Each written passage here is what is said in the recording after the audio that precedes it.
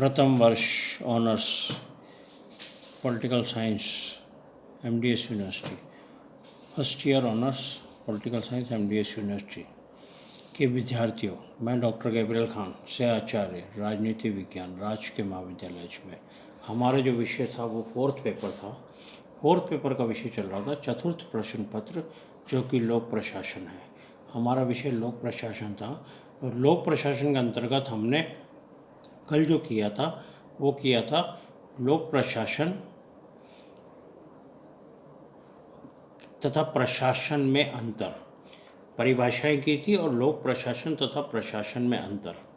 आज हम करेंगे लोक प्रशासन का क्षेत्र, स्कोप ऑफ पब्लिक एडमिनिस्ट्रेशन। लोक प्रशासन का क्षेत्र, स्कोप ऑफ पब्लिक एडमिनिस्ट्रेशन। क्या होता है स्कोप? क्या होता है क्षेत्र? किसी भी विषय के क्षेत्र से तात्पर्य, कोई भी विषय होगा उसके क्षेत्र से तात्पर्य, क्या तात्पर्य है? उसकी उस परिधि या पहुँच से है, उसकी उस परिधि या पहुँच से है जिसमें वह विषय, जिसके अंतर्गत वह विषय कॉमा उसकी विशेषताएं तथा कार्य समाहित होते हैं। क्या क्या होते हैं? खुद वह विषय, उसकी विशेषताएं तथा कार्य समाहित होते हैं। क्षेत्र, क्षेत्र क्या है किसी विषय का? क्षेत्र वो है जिसमें वह विषय खुद, उसकी विशेषताएं और उसके कार्य समाहित होते हैं। ये उस विषय का क्षेत्र है। तो लोक प्रशासन का क्षेत्र भी यह है कि वह लोक प्रशासन विषय, उसकी विशेषताएं और कार्य उसमें समाहित होते हैं। लोक प्रशासन का कार्य क्षेत्र, लोक प्रशासन का जो कार्य क्षेत्र निस्संदेह संपूर्ण मानव समाज है। लोक प्रशासन का कार्य क्षेत्र निस्संदेह संपूर्ण मानव समाज है, पूरा मानव समाज है, संपूर्ण मानव समाज है। किंतु मानव समाज के अंतर्गत, परंतु मानव समाज के अंतर्गत होने वाली प्रत्येक गतिविधि को लोक प्रशासन के अंतर्गत नहीं लिया जा सकता है।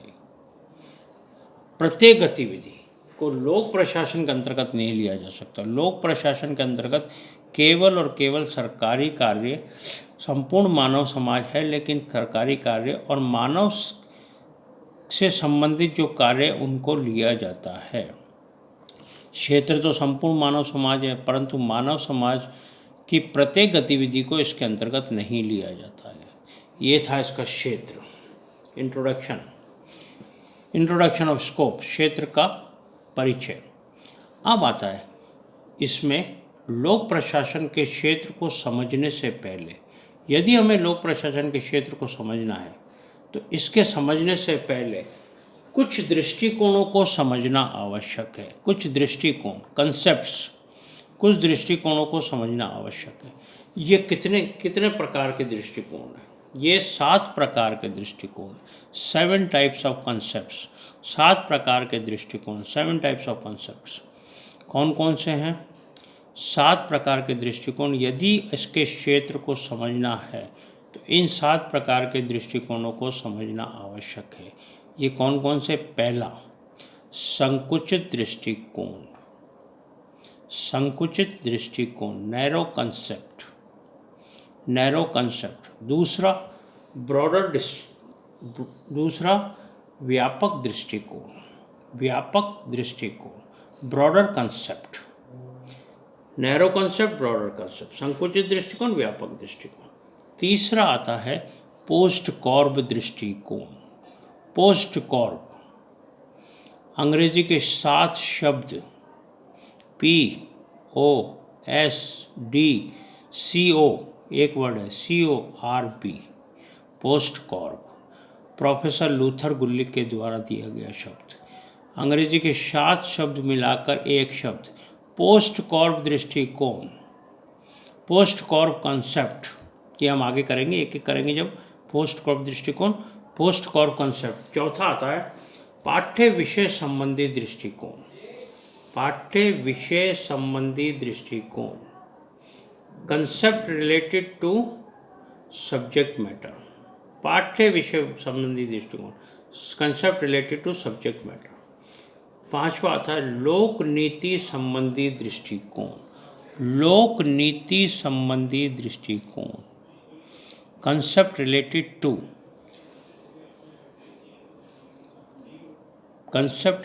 To public policy. लोक नीति, पब्लिक पॉलिसी, लोक नीति संबंधी दृष्टिकोण, concept related to public policy. फिर है मनोसामाजिक दृष्टिकोण। मनोसामाजिक दृष्टिकोण, मनोसामाजिक, psycho social concept, psycho social concept, मनोसामाजिक दृष्टिकोण, साइको सोशल कंसेप्ट। और लास्ट आता है लोक व निजी दृष्टिकोण। लोक व निजी दृष्टिकोण, public and private concept, public and private concept. ये 7 प्रकार के दृष्टिकोण हैं जिनको समझना आवश्यक है यदि क्षेत्र को समझना है तो पहला दृष्टिकोण क्या है? संकुचित दृष्टिकोण। संकुचित दृष्टिकोण क्या है? संकुचित का मतलब छोटा सा, संकुचित का मतलब छोटा सा दायरा। संकुचित दृष्टिकोण लोक प्रशासन के प्रारंभिक विद्वानों में, लोक प्रशासन के जो प्रारंभिक विद्वान हुए उनमें कुछ विद्वानों जैसे लूथर गुल्लिक, हर्बर्ट साइमन आदि का ये मानना था कि जो विद्वान प्रारंभिक विद्वान हुए उनमें से जो जैसे 2 नाम आए, लूथर गुल्लिक, हर्बर्ट साइमन, इनका ये मानना था कि लोक प्रशासन का संबंध केवल कार्यपालिका से है। लोक प्रशासन का संबंध केवल कार्यपालिका से है। मतलब लोक प्रशासन सरकार के तीनों अंगों में से, सरकार के 3 अंग कौन कौन से हैं? व्यवस्थापिका, कार्यपालिका, न्यायपालिका। सरकार के तीनों अंगों में से केवल कार्यपालिका से संबंधित है, केवल कार्यपालिका ही है। संकुचित दृष्टिकोण के अनुसार लोक प्रशासन का संबंध केवल कार्यपालिका से, अर्थात न्यायपालिका और विधायिका जो सरकार के 2 अंग हैं उसे इसके कार्यों में सम्मिलित नहीं किया जाता है। संकुचित दृष्टिकोण के अनुसार केवल कार्यपालिका के कार्यों तक ही सीमित है लोक प्रशासन।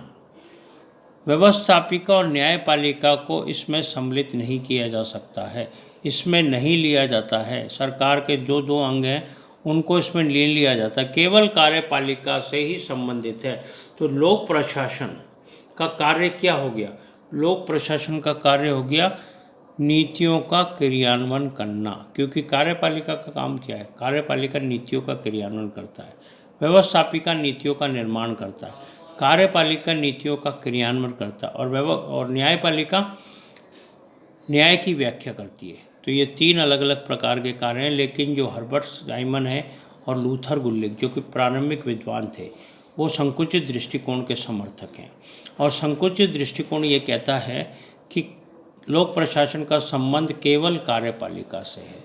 तो कार्यपालिका से संबंध होने का मतलब हुआ कि लोक जो सरकार के 2 अंग है, व्यवस्थापिका और न्यायपालिका, उससे इसका किसी भी प्रकार से कोई संबंध नहीं है, ना ही इसके कार्य क्षेत्र में वो आते हैं। केवल इसका काम क्या है? कार्यपालिका के कार्यों को सम्मिलित करना, कार्यपालिका के कार्यों को सम्मिलित करना। कार्यपालिका कार्य क्या है? कानूनों और नीतियों के क्रियान्वयन संबंधित कार्य, कानूनों और नीतियों के क्रियान्वयन संबंधी कार्यों को सम्मिलित करना। तो संकुचित दृष्टिकोण क्या कहता है? संकुचित दृष्टिकोण केवल और केवल कार्यपालिका तक ही सीमित है, केवल कार्यपालिका के कार्य बताता है। सरकार के 2 अंग व्यवस्थापिका और न्यायपालिका को इसमें किसी प्रकार से कोई स्थान नहीं दिया गया है। लोक प्रशासन के जो समर्थक हैं संकुचित दृष्टिकोण के, वो ये मानते हैं कि लोक प्रशासन केवल कार्यपालिका के कार्यों तक ही सीमित है, केवल नीतियों का क्रियान्वयन करने तक ही सीमित है लोक प्रशासन का संकुचित दृष्टिकोण। दूसरा आता है व्यापक दृष्टिकोण। व्यापक दृष्टिकोण क्या कहता है? लोक प्रशासन के कार्य क्षेत्र को व्यापक दृष्टिकोण मानने वाले या व्यापक मानने वाले विद्वानों में विलोबी विद्वान हुए, नाम है विलोबी, कॉमा लगा चाहिए ना, Felix Nigro, L D White तथा एफ एन मार्क्स।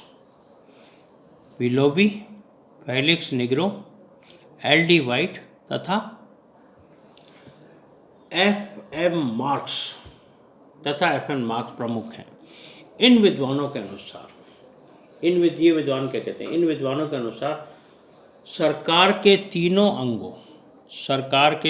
अंगों व्यवस्थापिका, कार्यपालिका और न्यायपालिका, सरकार के तीनों अंगों व्यवस्थापिका, कार्यपालिका और न्यायपालिका से लोक प्रशासन का संबंध है। लोक प्रशासन का संबंध सरकार के तीनों अंगों से है। लोक प्रशासन सरकार के तीनों अंगों के लिए बना है, सरकार के तीनों अंगों से है। Professor LD. वाइट तथा एफ.एम. मार्क्स ने लोक प्रशासन के कार्य क्षेत्र में, लोक प्रशासन का जो कार्य क्षेत्र है उसमें सभी प्रकार की गतिविधियों को सम्मिलित माना है, सभी प्रकार की गतिविधियों को सम्मिलित माना है तथा कौन सी गतिविधियों को? सभी प्रकार की गतिविधियों को सम्मिलित माना है जो कि लोक नीति के क्रियान्वयन से संबंधित है। ऐसी गतिविधियां जो लोक नीति के क्रियान्वयन से संबंधित हैं, जो लोक नीति का क्रियान्वयन कर रही हैं, ऐसी सभी गतिविधियां लोक प्रशासन के अंतर्गत आती है। सामान्यतः यह तर्क दिया जाता है, सामान्यतः ये बताया जाता है क्या कि विधायिका को उसके कार्य संचालन, विधायिका का कार्य क्या है? विधायिका को उसके कार्य संचालन जैसे कार्य क्या क्या है? कानूनों का प्रारूप तैयार करना, कॉमा लगाते हैं ना, कानूनों का प्रारूप तैयार करना, मूलभूत आंकड़े उपलब्ध कराना तथा सदन संचालन में सहायता देना, तथा सदन का जो संचालन है उसमें सहायता देना इत्यादि कार्य लोक प्रशासन ही करता है। ये जो सब कार्य हैं ये लोक प्रशासन के द्वारा ही किए जाते हैं। ये जितने भी कार्य व्यवस्थापिका कर रही है ये लोक प्रशासन के द्वारा ही किए जाते हैं। इसी प्रकार न्यायपालिका के लिए आवश्यक व्यवस्थाएं, न्यायपालिका के लिए क्या आवश्यक व्यवस्थाएं होंगी? न्यायपालिका के लिए आवश्यक व्यवस्थाएं जैसे वाद दायर करना, कोई वाद दायर हो गया, वाद दायर करना, कॉमा लगाते हैं ना, गवाह या साक्ष्य लाना, गवाह लाना या साक्ष्य लाना, कॉमा लगाते हैं, न्यायालयों के आदेश की क्रियान्विति करना, न्यायालयों के जो आदेश हैं उनको क्रियान्वयन करना या उनकी क्रियान्विति करना, न्यायालय के आदेश की क्रियान्विति करना इत्यादि कार्य भी लोक प्रशासन के अंतर्गत ही आते हैं। ये जो कार्य ये भी लोक प्रशासन के अंतर्गत ही आते हैं। तो लोक प्रशासन का कार्य क्षेत्र व्यापक दृष्टिकोण के अनुसार अत्यंत व्यापक है, क्योंकि इसमें सरकार के तीनों अंगों को, व्यवस्थापिका, कार्यपालिका और न्यायपालिका को सम्मिलित किया गया। इनके जितने भी कार्य हैं वो लोक प्रशासन के द्वारा किए जाते हैं, लोक प्रशासन के द्वारा संपन्न किए जाते हैं। इसलिए लोक प्रशासन का क्षेत्र व्यापक है। संकुचित दृष्टिकोण में क्या कहा था कि लोक प्रशासन केवल सरकार के एक अंग कार्यपालिका के सीमित है। व्यापक दृष्टिकोण में क्या कहा गया? व्यापक दृष्टिकोण में कहा गया कि सरकार के तीनों अंग, व्यवस्थापिका, कार्यपालिका और न्यायपालिका, तीनों अंगों के कार्य लोक प्रशासन के अंतर्गत आते हैं। लोक प्रशासन इन तीनों अंगों के कार्यों को करता है, लोक प्रशासन तीनों अंगों के कार्यों को संपन्न करता है। तो ये था व्यापक दृष्टिकोण। तीसरा दृष्टिकोण आता है पोस्ट कॉर्प दृष्टिकोण। पोस्ट कॉर्प ये कल करेंगे, वैसे हम थोड़ा सा बता दूं इसके बारे में आपको। पोस्ट कॉर्प दृष्टिकोण अंग्रेजी के 7 शब्द POSTCO एक वर्ड है, RB, पोस्ट कॉर्प दृष्टिकोण लूथर गुल्लिक के द्वारा दिया गया है। लूथर गुल्लिक ने अंग्रेजी के 7 शब्द जोड़कर एक दृष्टिकोण बनाया जिसे पोस्ट कॉर्प दृष्टिकोण कहा गया। इसमें अलग अलग एक एक वर्ड का, एक एक शब्द का अलग अलग मतलब है। तो ये हम कल करेंगे पोस्ट कॉर्प दृष्टिकोण।